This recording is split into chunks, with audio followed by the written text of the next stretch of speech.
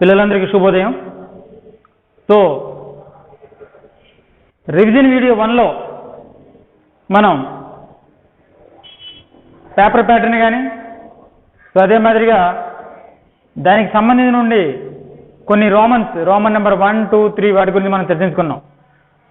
So అదే మాదిరిగా ఇప్పుడు మనం రిమైనింగ్ పార్ట్ ఏవైతే ఉన్నాయో ఇంకా ఫార్మేటివ్ అసెస్మెంట్లో మన హిందీ ఎగ్జామ్కి ఇంకా ఏ ఏ అంశాలు వస్తాయి వాటి గురించి ఒకసారి మనం చర్చించుకుందాం. ఓకేనా? तो अभी रोमन नंबर 3 भाषा की बात 3 अंक और व्याकरण अंश कारक 16 अंक, इनके बारे में अभी हम चर्चा करने जाएंगे. तो पहले भाषा की बात. तो आप देखिए अपने जो टेक्स्ट बुक के जो भी पृष्ठ संख्या होते हैं, पृष्ठ संख्या 5 निकालने से उसमें भाषा की बात है. भाषा की बात में क्या दिया गया है देखो, एक बार वहां पर एक बड़ा बॉक्स दिया गया था, उसमें इस प्रकार दिया था, नीचे दिए गए वाक्य ध्यान से पढ़ो. नीचे दिए गए वाक्य ध्यान से पढ़ो. वाक्य इस पर दिए गए वाक्यों में हम का प्रयोग बहुवचन के लिए हुआ है. हम का प्रयोग बहुवचन के लिए हुआ है. यदि हम की जगह तू, तुम, आप, यह, ये, वह, वे, वह और वे का प्रयोग करते हैं तो वाक्य इस तरह होंगे. तू होगा कामयाब एक दिन. तुम होगे कामयाब एक दिन. आप होंगे कामयाब एक दिन. यह होगा कामयाब एक दिन. ये होंगे कामयाब एक दिन. वह होगा कामयाब एक दिन. वे होंगे कामयाब एक दिन. इस प्रकार हम होंगे कामयाब एक दिन इस वाक्य को लेकर तू, तुम, आप, यह, ये, वह, वे, तू, तुम, आप, यह, ये, वह और वे के जो पुरुषवाचक सर्वनाम होते हैं उन सर्वनाम शब्द को प्रयोग करके इस प्रकार वाक्य बनाया गया था. तो इसी से हम प्रश्न पूछ जाते हैं. तो निम्न में फॉर एग्जाम्पल निम्न में पुरुषवाचक सर्वनाम कौन सा होता है? फॉर एग्जाम्पल कोई, किसे, क्या, कौन. इसी प्रकार तू, तुम, आप, यह, ये, वह, वे में कोई भी ऑप्शन दिया जाता है, उनसे आप सेलेक्ट करके राइट आंसर लिखना चाहिए. तो देखिए अब नीचे और दूसरा वाक्य यहां पर दिया देखो. अब तुम नीचे दिए गए वाक्य से भी इस तरह के वाक्यों को बना सकते हैं. वहां पर जो ग्रीन कलर में दिया था देखो, अब तुम नीचे दिए गए वाक्य से भी इसी तरह के वाक्य बनाओ. तो वाक्य क्या दिया था? हम चलेंगे साथ साथ एक दिन. हम चलेंगे साथ साथ एक दिन. तो वहां पर देखो तू चलेगा साथ साथ एक दिन. तू चलेगा साथ साथ एक दिन. तुम चलेगे साथ साथ एक दिन. आप चलेंगे साथ साथ एक दिन. यह चलेगा साथ साथ एक दिन. वह चलेगा साथ साथ एक दिन. ये चलेंगे साथ साथ एक दिन. वे चलेंगे साथ साथ एक दिन. इस प्रकार हम कोई भी एक वर्ड देने से वाक्य इस प्रकार बदलता है जो हम देंगे उसको सही ऑप्शन आप लिखना चाहिए. तो बच्चों ये है भाषा की बात, और भाषा की बात से आपको मिलते हैं 3 अंक. और इसी अंश को आप अपने पाठ्य पुस्तक के पेज नंबर 5 में जो भी है पृष्ठ संख्या 5 में उन अंशों को पढ़ने से उन्हीं में से कोई भी एक सेंटेंस दिया जाएगा, यानी 3 अंक के लिए तीन वाक्य दिया जाएगा. उससे आप सही उत्तर, यानी ये भी एमसीक्यू सेंटेंस के एमसीक्यू में दिया जाएगा, उनको आप सही उत्तर लिखना चाहिए. तो चलते हैं बच्चे अभी हम कारक.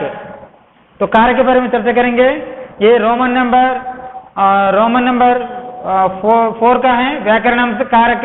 इससे आपको मिलते हैं 12 अंक. कितने अंक? 12 अंक. तो चलते हैं बच्चे कारक के बारे में चर्चा करेंगे अब हम. तो आप ध्यान से सुनिए.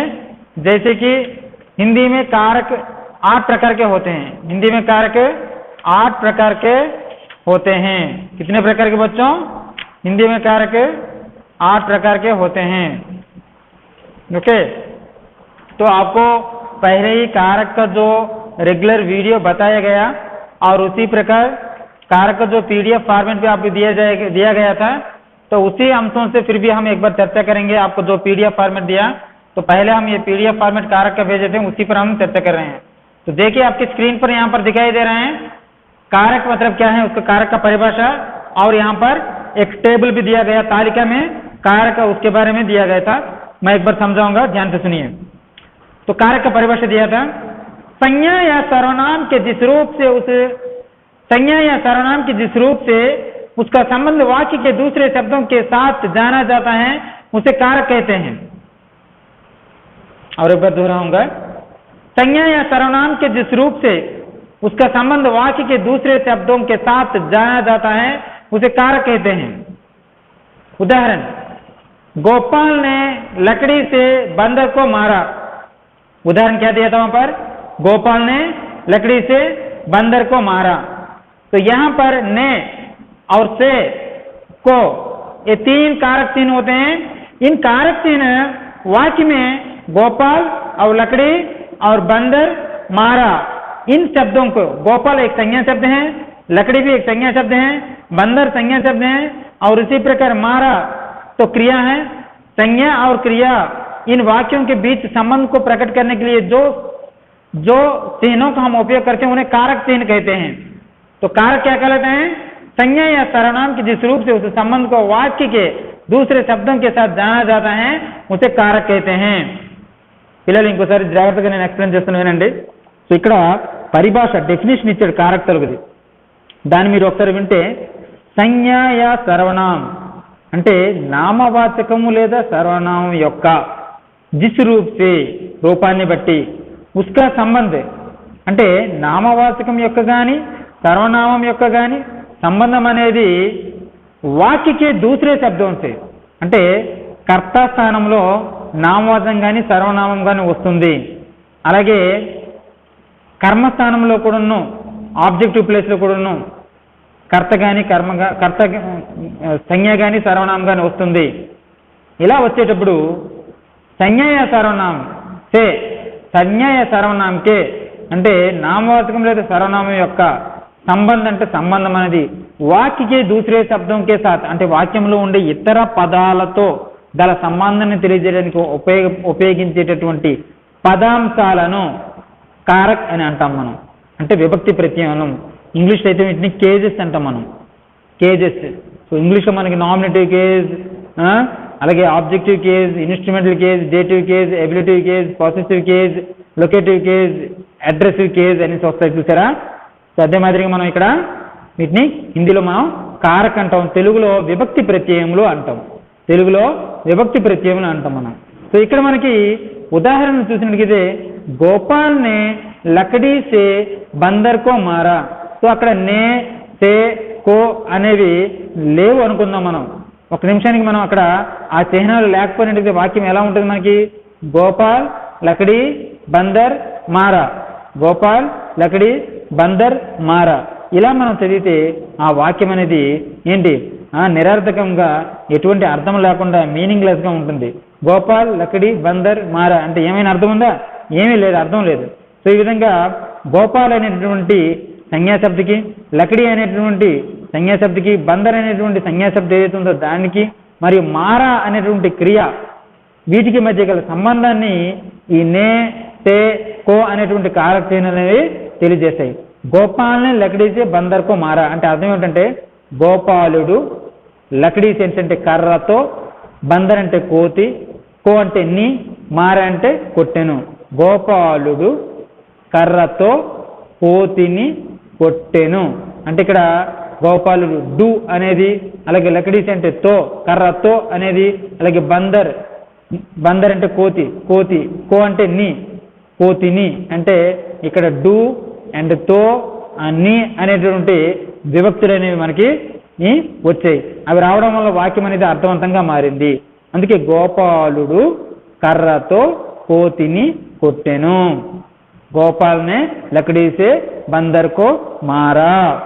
ఇది వాక్యం తలకు అర్థం.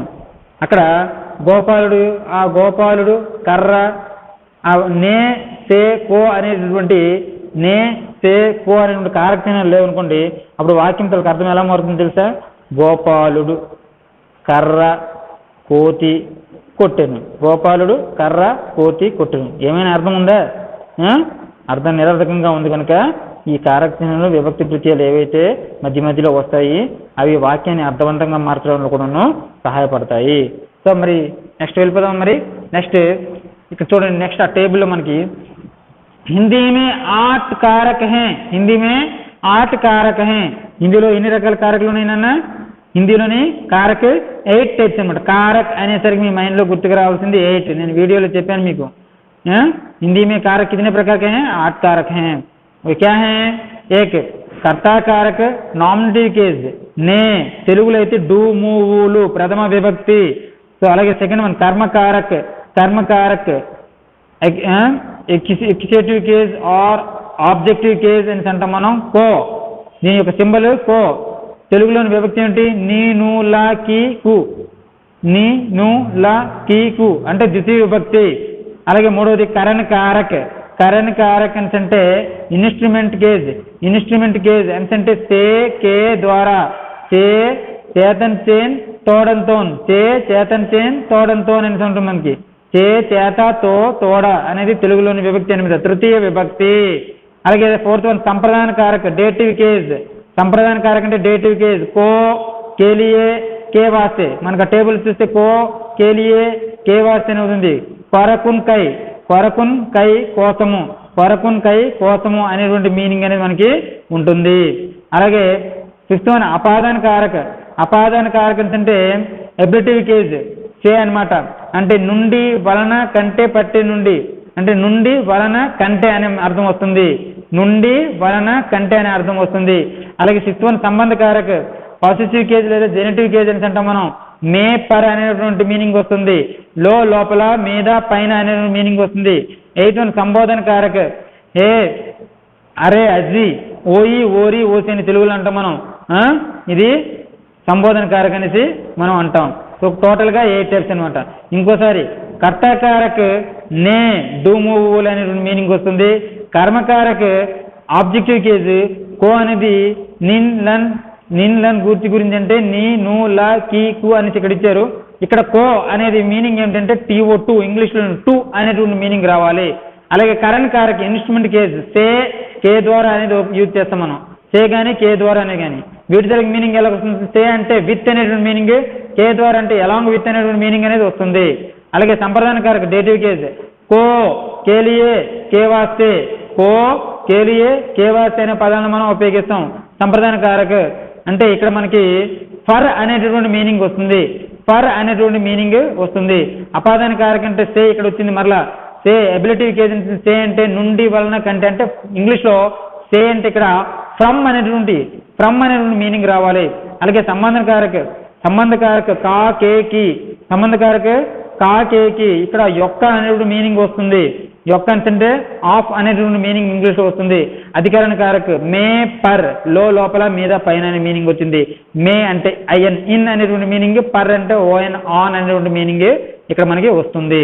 అలాగే సంబోధన కారక్ అరే అజీ అనేది ఓయి ఓరి, ఇది శాలిటేషన్, శాలిటేషన్ అనమాట, అంటే సంబోధించడం.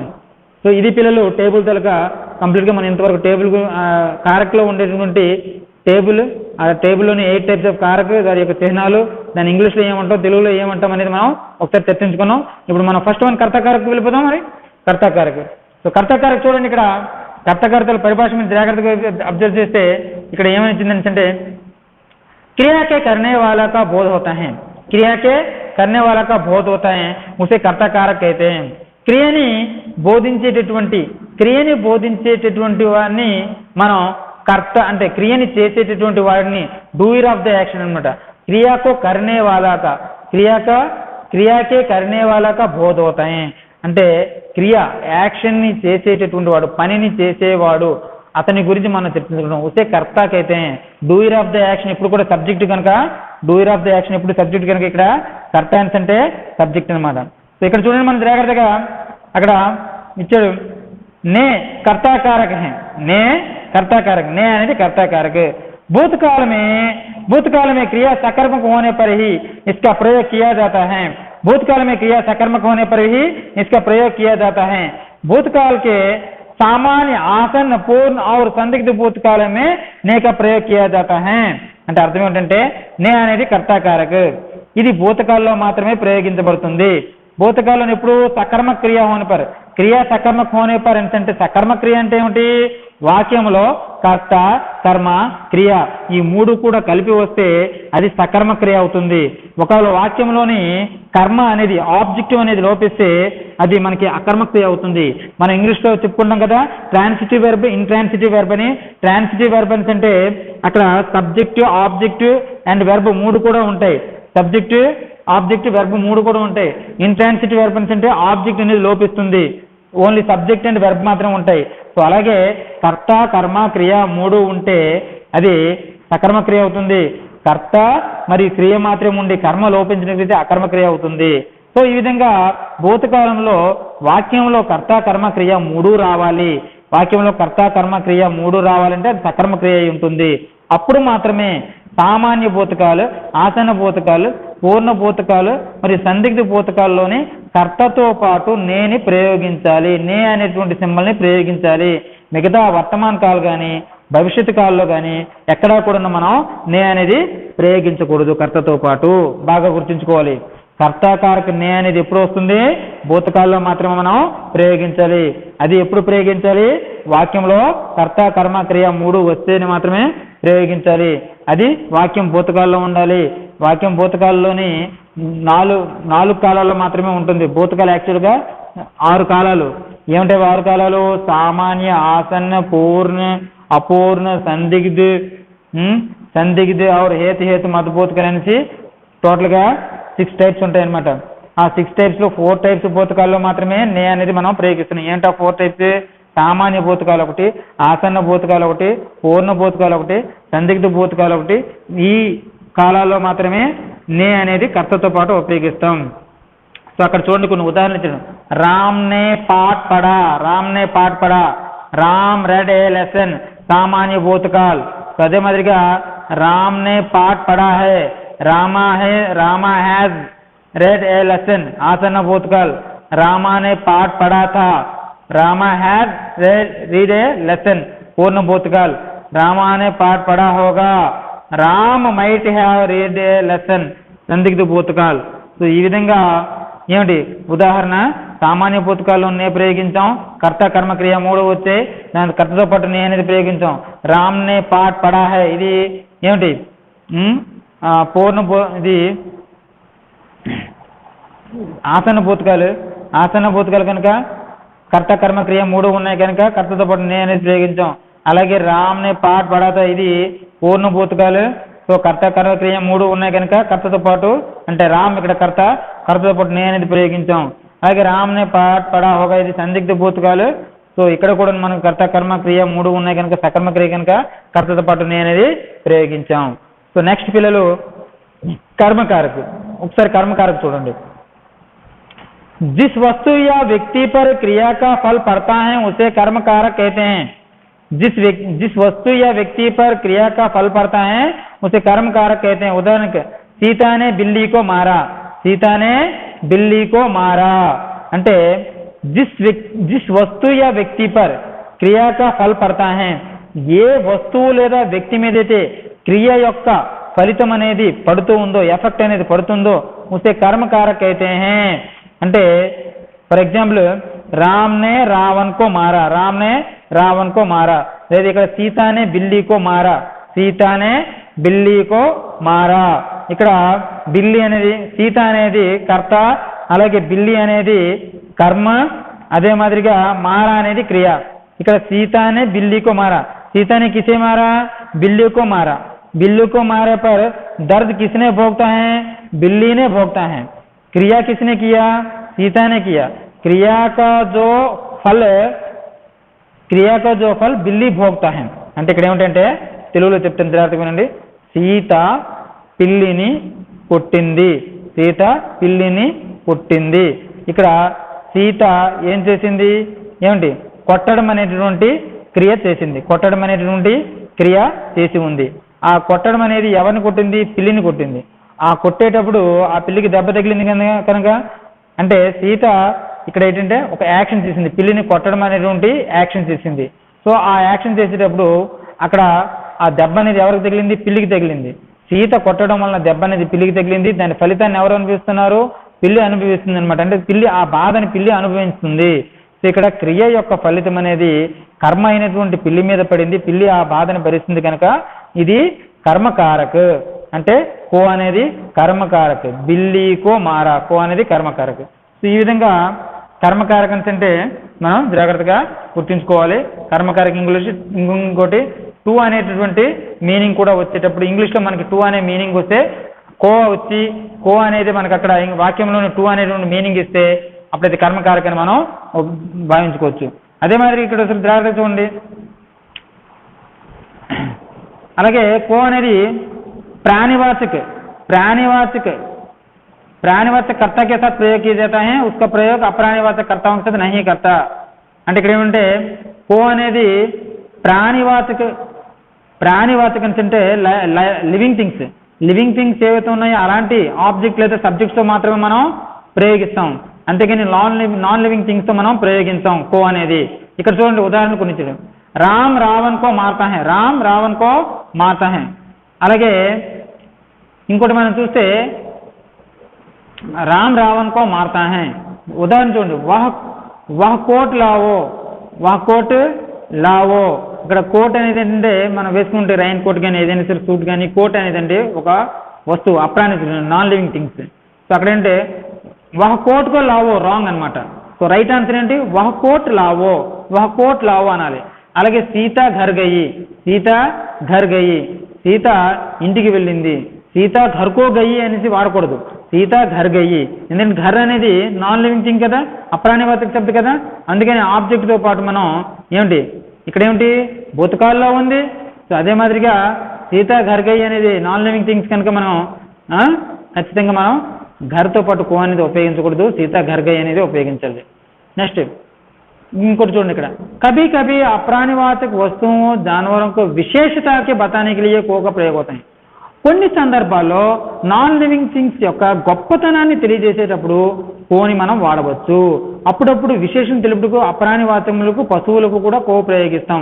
జనరల్గా అయితే ప్రయోగించాం, వాటి యొక్క గొప్పతనాన్ని తెలియజేసేటప్పుడు మాత్రం ప్రయోగిస్తాం. అక్కడ ఉదాహరణ చూడండి. కల్ మైనే ఏక్ హాతీ కో పకడా. నిన్న నేను ఒక ఏనుగుని పట్టాను. కల్ మైనే ఏక్ హాతీ కో పకడా. అదే మాదిరిగా మైనే రామాయణ మహాకావ్య కో పడా. మైనే రామాయణ్ మహాకావ్య కో పడా. అదే మామూలు జనరల్గా అయితే మైనే రామాయణ్ పడా అనాలి. పోనీ అక్కడ గొప్పతనం రామాయణం అనేది మామూలు కావ్యం కదా, మహాకావ్యం అంటే రామాయణం యొక్క గొప్పతనాన్ని తెలియజేస్తుంటే కనుక అక్కడ కో అనేది ప్రయోగించాలి. అదే గొప్పతనాన్ని తెలియజేయకపోతే మామూలుగా కో అనేది యూజ్ చేయకూడదు. అదే మాదిరిగా ఉస్ నీలి కోట్ కో లావో. ఇందాక చూడండి పైన వాక్యంలో మనం అక్కడ చూడండి వహ కోట్ లావో, ఆ కోటును తీసుకురా ఇటు అంటే అక్కడ కోని యూజ్ చేయలేదు, అందులో గొప్పతనం ఏమి లేదు. అదే పర్టికులర్గా వహ నీలి కోట్ కో లావో, ఆ నీలం రంగులో ఉండేటటువంటి కోటును తీసుకురా, లేదా ఆ నీలం రంగులో ఉండే షర్ట్ని తీసుకురా. అలాగే వాడేటప్పుడు మనం కో అనేది అప్రాణివాచకమైనప్పుడు కో అనేది వాడతాం. ఓకే పిల్లలు, నెక్స్ట్ వన్ మనం కరణ్ కారక్ వెళ్తున్నాం. సో కరణ్ కారక్ చూడండి అక్కడ डेफिनेशन ఇచ్చారు. तो जिससे क्रिया का साधन का बोध हो उसे करण कारक कहते हैं. जिससे क्रिया का साधन का बोध हो उसे करण कारक कहते हैं. క్రియ యొక్క సాధనాన్ని తెలియజేసేటప్పుడు ఏ విభక్తి ప్రత్యయాన్ని మనం ఉపయోగిస్తామో దాన్ని కరణ్ కారక్ అంటాము. ఏ కారక్యాన్ని మనం ప్రయోగిస్తామో దాన్ని కరణ్ కారక్ అంటాం. అంటే క్రియ యొక్క సాధనాన్ని తెలియజేయడం. ఉదాహరణ రామ్ కలం సే లిఖతా హై, రామ్ కలం సే లిఖతా హై, రామ్ కలం సే లిఖతా హై. विद्यार्थी अध्यापक के द्वारा शिक्षा पाता है. विद्यार्थी अध्यापक के द्वारा లేదా अध्यापक से शिक्षा पाता है. అక్కడ ఉదాహరణ చూడండి నాన్న. విద్యార్థి అధ్యాపక్ కే ద్వారా శిక్ష పాతా హై. కే ద్వారా కరణ కారక అంటే ఏంటి సాధన? మనం ఒకసారి మనం టేబుల్ గుర్తుంచుకుంటే కరణ కారక అనేసరికి సే గానీ ఉపయోగించవచ్చు, కే ద్వారా కానీ ఉపయోగించవచ్చు. విద్యార్థి అధ్యాపక్ కే ద్వారా శిక్షా పాతా హై. విద్యార్థి అధ్యాపకుని ద్వారా విద్యని అభ్యసిస్తున్నాడు. అధ్యాపకుని ద్వారా అనేటువంటి పదాన్ని ఉపయోగించినప్పుడు మనం కే కానీ సే కానీ కే ద్వారా కానీ ఉపయోగించవచ్చు. అలాగే పై ఉదాహరణ చూడండి, రామ్ కలం సే లిఖతా హై. రామ్ కిస్సే లిఖతా హై? కలం సే లిఖతా హై.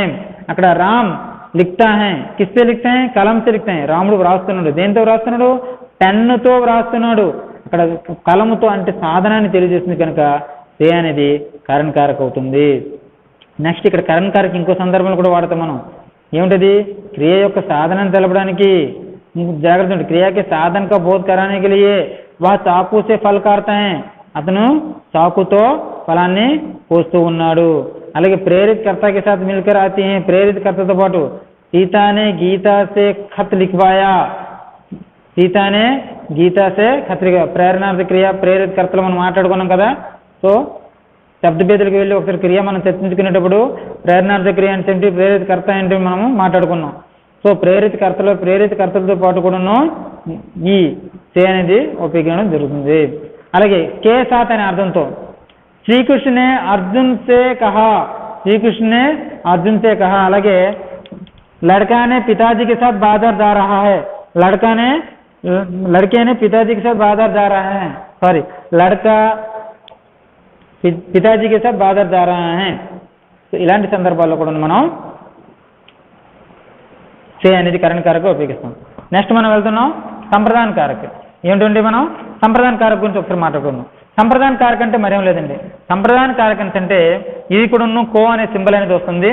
జిసే కుచ్ దియా జాయ్ జిస్కే లియే కుచ్ కియా జాయ్. ఎవరి గురించి అయినా మనం ఏదైనా వస్తువు ఇవ్వడం కానీ లేదా ఎవరి గురించి అయినా ఏదైనా పని మనం చేయడం కానీ చేసేటప్పుడు సంప్రదానకార కో అనేది యూజ్ చేస్తాం మనం. ఇక్కడ సంప్రదానకార కో అంటే ఏంటంటే ఏంటి మనకి సంప్రదానకార అంటే కోసము, కొరకు, కోసము అనేటువంటి మీనింగ్ వస్తుంది. అంటే ఫర్ అనేటువంటి మీనింగ్ వస్తుంది. అక్కడ ఉదాహరణ చూడండి, మై అప్ని మాతాకి లియే దవా లే ఆయి. మై అప్ని మాతాకి లియే దవా లే ఆయి. నేను మా తల్లి గురించి ఈ మందుని తీసుకువచ్చాను. అలాగే ఫిఫ్త్ వన్ చూడండి, అపాదాన కారక. ఫిఫ్త్ వన్ అపాదాన కారక. जिससे अलग होने की स्थिति का बोध हो उसे आपादान कारक कहते हैं. जिससे अलग होने की स्थिति का बोध हो उसे आपादान कारक कहते हैं. ఏదైతే అపాదాన కారకం అంటే ఇక్కడ కూడా మళ్ళీ మనకి సే అనేది వస్తుంది. ఇంత కరణ కారకులో సే వచ్చింది, ఇప్పుడు అపాదాన కారకులో సే వస్తుంది. ఇక్కడ సే అనేది జిస్సే అలగ్ హోనేకి స్థితి కా బోధ హో ఉసే అపాదాన కారక అయితే. ఏదైనా ఒక వస్తువు తన స్థానం నుంచి వేరుపడము అనే అలగ్ హోనేకి స్థితి, వేరుపడడం అంటే మీనింగ్ ఆఫ్ ద సెపరేషన్ అంటే వేరుపడేటటువంటి అర్థం వచ్చినట్టుగైతే అప్పుడు సే అనేది యూజ్ చేస్తాం. ఒకటి చూడండి ఉదాహరణ, లడకా ఛత్ సే గిరిపడా. లడకా ఛత్ సే గిరిపడా. కుర్రవాడు ఎక్కడి నుంచి ఛత్ అంటే మేడపై నుండి పడిపోయాడు. మేడపై నుండి పడిపోయాడు, నుండి పడిపోయాడు. అక్కడ సే అంటే నుండి. అలాగే ఏంటి పేడితే పత్తగిర. పేడితే పత్తగిర చెట్టు నుండి ఆకు రాలింది.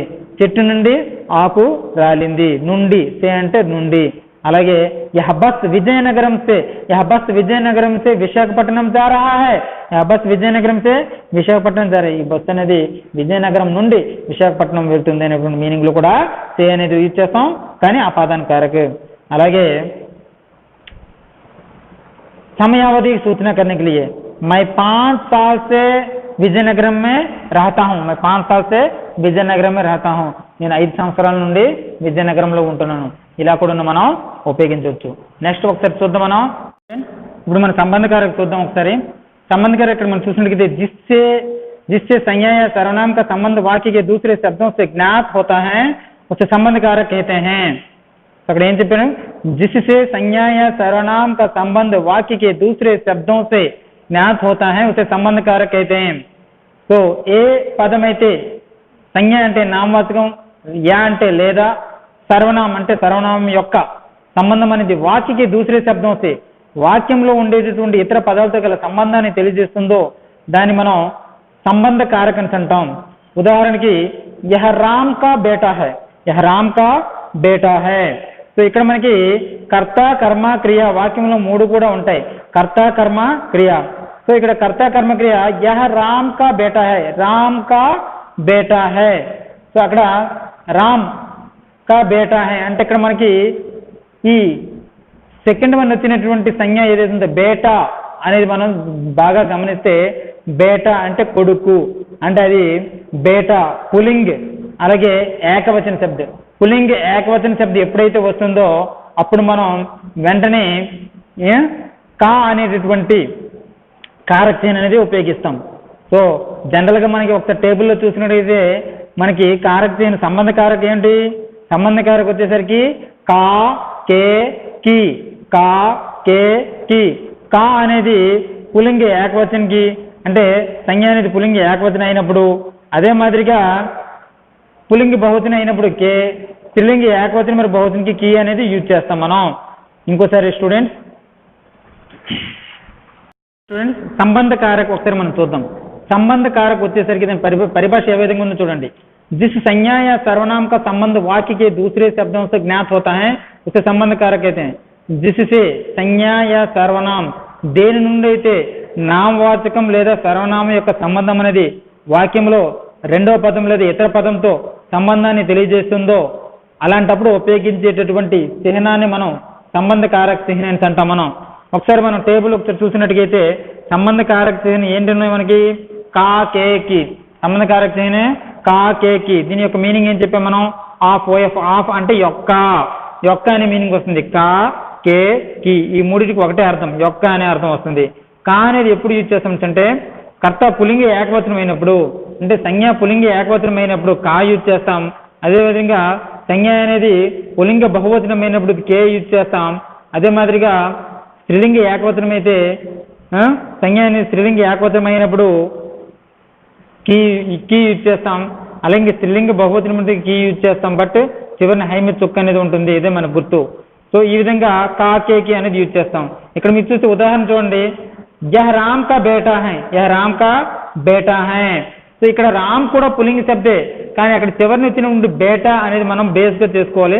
దాన్ని బట్టే మనం ఇక్కడ కారక చిహ్నం అనేది యూజ్ చేయాలి. అంటే నౌన్ తర్వాత రెండోసారి వచ్చేటటువంటి నౌన్ కానీ ప్రనౌన్ కానీ అది పులింగం ఉందా స్త్రీలింగం ఉందా జాగ్రత్తగా మనం గమనించాలి. సో ఇక్కడ రామ్ అనేది సబ్జెక్ట్ ప్లస్ నౌన్ కూడాను, దాని తర్వాత కా వచ్చింది, ఆ తర్వాత బేటా అనేది కూడాను వచ్చింది. బేటా హై అంటే హై అనేది సహాయక్రియ, బేటా అనేది మనం ఇక్కడ జాగ్రత్తగా గమనిస్తే అది పులింగ ఏకవచనం. బేటా అనేది పులింగ ఏకవచనం, పులింగ ఏకవచనం. బేటా అనేది పులింగ ఏకవచనం కనుక ఏమిటి మనం దాని ముందు మనం కా అనేటువంటి కారక చిహ్నం అనేది యూజ్ చేస్తాం, సంబంధ కారక. సో అదే మాదిరి ఇక్కడ చూడండి, ఏ రామ్ కే బేటే హే, రామ్ కే బేటే హే. సో అక్కడ తర్వాత మనం బేటే అనేటువంటి పదాన్ని మనం తీసుకుంటే బేటే అనేది పులింగ బహువచనం. పులింగ బహువచనం కనుక బేటే అనేటువంటి సంజ్ఞా ముందు మనం ఏంటి బహువచన సంజ్ఞా ముందు అక్కడ కే అనేది యూజ్ చేసాం. అలాగే దశరథ్ కి 3 రాణియా హై, దశరథ్ కి 3 రాణియా థీ, దశరథ్ కి రాణియా థీ, దశరథ్ కి రాణియా థీ, దశరథ్ కి రాణియా థీ అంటే దశరథుని యొక్క భార్యలు. రాణియా అంటే అక్కడ రాణియా అంటే బహువచనం కనుక కీ అనేది యూజ్ చేస్తాం. అలాగే దశరథ్కి రాణి థీ అన్న కూడా మనం కీయే యూజ్ చేస్తాం. ఏకవచన బహువచనకి కీ అనేది యూజ్ చేస్తాం. కాకపోతే చివరిని వచ్చే సహాయక్రియల మీద చుక్క అనేది ఉండాలి బహువచనం అయితే. సో అదే అక్కడ మళ్ళీ చూడండి, ఒక కా అని ఇచ్చారు అక్కడ. यदि संज्ञा पुलिंग एकवचन में हो तो उसके आगे का प्रयोग होता है. यदि संज्ञा पुलिंग बहुवचन हो तो उसके आगे के का प्रयोग होता है. और यदि संज्ञा स्त्रीलिंग एकवचन या बहुवचन में हो तो उसके आगे की का प्रयोग होता है. మళ్ళీ తెలుగులో కూడా ఇవ్వడం జరిగింది. నామవచనం పులింగం మరియు ఏకవచనంలో ఉన్నచో, పులింగ ఏకవచనంలో ఉన్నచో దాని ముందు కా ప్రత్యయం వాడబడను. నామవచనం పులింగ బహువచనంలో ఉన్నచో దాని ముందు కే ప్రత్యయం వాడబడను. నామవచనం స్త్రీలింగ ఏకవచనం లేదా బహువచనంలో ఉన్నచో దాని ముందు కీ ప్రత్యయం వాడబడను. ఉదాహరణకు రామ్ కా ఘోడా, రాజు కే బేటే, రవి కి లడ్కి, శేఖర్ కి బేటియా. ఇది మనం గమనిస్తే బాగా అర్థమవుతుంది. సో అలాగే ఆదర్ సూచక్ के रूप में के का प्रयोग किया जाता है. ఆదర్ సూచక్ గౌరవ సూచకంగా కే ప్రత్యయం వాడతాం. గౌరవ సూచకం ప్రత్యయంగా మనం కే అనేది వాడతాం. గౌరవ సూచకం అంటే శ్యామ్ కే దాదాజీ, దాదాజీ అంతమంది ఒకరు కదా పులింగ ఏకవచనం, కానీ ఇక్కడ గౌరవ సూచకంగా కే అనేది వాడాం మనం. అలాగే రామారావు కే పితాజీ, రామారావు కే పితాజీ. ఈ విధంగా మనం గౌరవ సూచకంగా కూడాను కే అనేటువంటి కారక చిహ్నం వాడతాం. అలాగే ఇక్కడ చూడండి, रिश्तेदारों से संबंधित संख्यावाचक विशेषण शरीर के अंगों के बारे में बताते समय के का प्रयोग होते हैं. బంధువులకు సంబంధించిన సంఖ్యావాచక విశేషణం, బంధువులకు సంబంధించినటువంటి సంఖ్యావాచక విశేషణ పదములు శరీర భాగంను సూచించినప్పుడు కే అనేది వాడతాం. అక్కడ ఉదాహరణ చూడండి, దశరథ్కి 3 రాణియా थी, దశరథ్కి 3 రాణియా थी, దశరథుని యొక్క 3 భార్యలు. రామ్కి एक छोटा भाई था, రామ్కి एक छोटा भाई था. అలాగే మేరే 2 हाथ हैं, మేరే 2 हाथ हैं, మై ప్లస్ కే మేరే అన్నమాట. అక్కడ బందర్కి 1 पूंछ है, బందర్కి కోతి యొక్క ఒక తోక ఉంది. అదే మాదిరిగా పాస్, ఆగే, పీछे, ऊपर, नीचे, यहाँ, सामने, बाहर, अंदर आदि शब्दों के आगे के का प्रयोग होता है. అదే మాదిరిగా పాస్, కే ఆగే, కే పీछे, కే ऊपर, కే नीचे, కే यहाँ, కే सामने, కే बाहर, కే अंदर అని చెప్తాం కదా మనం. ఈ విధంగా పాస్, ఆగే, అందర్, పీछे, ऊपर, नीचे అనేటువంటి పదాలు వచ్చినప్పుడు కే అనేది మనం ముందుగా వాడుకోవాలి. ఇది సంబంధకారక సింపుల్ గా. నెక్స్ట్ అధికరణ కారక మనం చూద్దాం. जिस क्रिया के स्थान पर जिससे क्रिया के स्थान या आधार का बोध हो उसे अधिकरण कारक कहते हैं. मेज पर किताब है, मेज पर किताब है. సో అదే మాదిరిగా అధికరణ కారకం అంటే జిస్ క్రియాకే స్థానం అంటే క్రియ యొక్క స్థానం ఏదైతే ఉందో దాన్ని బోధించినప్పుడు మనం ఈ అధికరణ కారకాన్ని యూజ్ చేస్తాం.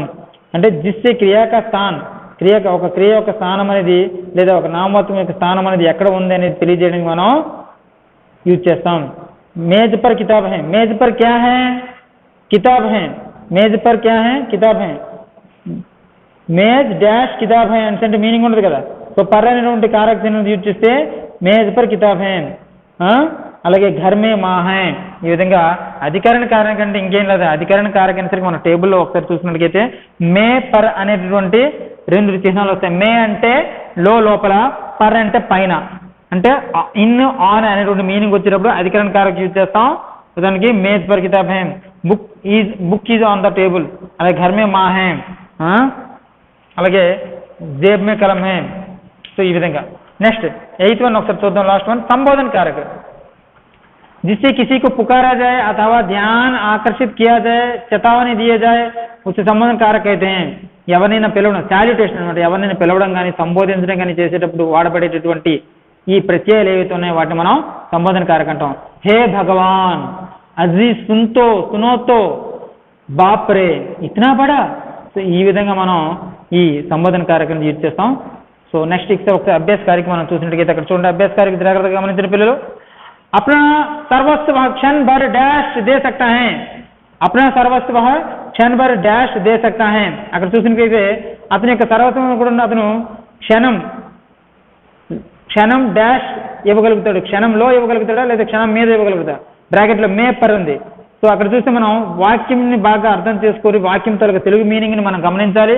అదే మాదిరిగా అక్కడ బ్రాకెట్లో ఉండేటువంటి కారకం ఏదైతే ఉందో వాటిని కన్నా మనం జాగ్రత్తగా గమనించాలి. అక్కడ మే పర్ అనేది ఇచ్చాడు. అప్నా సర్వస్వ వహ క్షణ భర్ మే దే సక్తా హై, క్షణ భర్ మే అనేది మనం గుర్తుంచుకోవాలి. సో హరిశ్చంద్ర కి కీర్తి సబ్కే मुंह से सब డాష్ సునాయి పడతీ హై. అక్కడ కూడా సే మే ఇచ్చాడు. సే అనేది మనం రాసుకోవాలి. మై ఉన్కే స్వభావ డాష్ సంతుష్ట హూ, సే కో 2 ఆప్షన్స్ ఇచ్చాడు. సో అక్కడ మై ఉన్కే స్వభావసే సంతుష్ట హూ, అతని యొక్క స్వభావం వలన నేను ఆనందంగా ఉన్నాను. అండ్ 4th వన్ చూడండి. ఉన్ డాష్ ఆగే స్వర్గ కౌన్ వస్తు హై, ఉన్ డాష్ ఆగే స్వర్గ కౌన్ వస్తు హై. అతని యొక్క ముందు స్వర్గం కూడా ఏ వస్తువు. ఉన్కే ఆగే, అతని ముందు కే ఆగే అని చెప్పాము కదా. కే ఆగే కే పీచే అప్పుడు మనం ఆగే అనేది వచ్చింది కనుక కే అనేది యూజ్ చేయాలి. అలాగే यह हमारे लिए शोभा डैश बात नहीं. तो यह हमारे लिए शोभा की बात नहीं, ये हमारे लिए शोभा की बात नहीं. कृष्ण और बलराम ने खेती की महत्ता बढ़ाई. అలాగే చూడండి. अन्न की कमी के कई कारण हैं. किसानों की निर्धनता अन्न किसानों के निर्धनता का अन्न की कमी के कारण है. गोपाल राम का भाई है. सूर्यराज का शस्त्र का नाम यह अवमानना. सूर्यराज का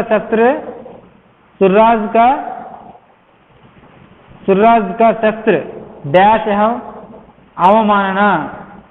सूर्यराज का शस्त्र को लोग ईश्वर डैश नहीं मानते, लोग ईश्वर को नहीं मानते. ताई ने यह बात बड़ी रुकाई के साथ कही.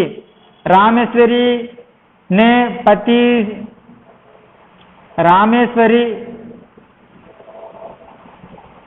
रामेश्वरी को पति के यह चुगलबाजी अच्छी ना लगी। बाबू साहब ने मुख पर गुनाह का भाव झलक आया। तुम्ही को मुझे ऐसा तुम्ही ने मुझे ऐसा बना रखा। तुम तो अपने सामने किसी को मानते ही नहीं।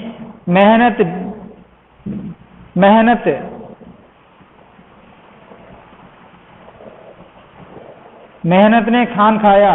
राम ने रोटी खाई। सरला ने 10 फल खाए। राम ने रावण को मारा। कविता ने गीत गाई। राम ने रावण को मारा। नौकर को बुलाओ। माँ बच्चे को दूध पिलाती हैं। अध्यापक ने छात्रों को पाठ पढ़ाया। సో ఇవన్నీ కూడా ఉదాహరణలు ఇలాంటి బిట్స్ మనకు వస్తాయి స్టూడెంట్స్, జాగ్రత్తగా గమనించండి. ఓకే, ఇది రివిజన్ వీడియో.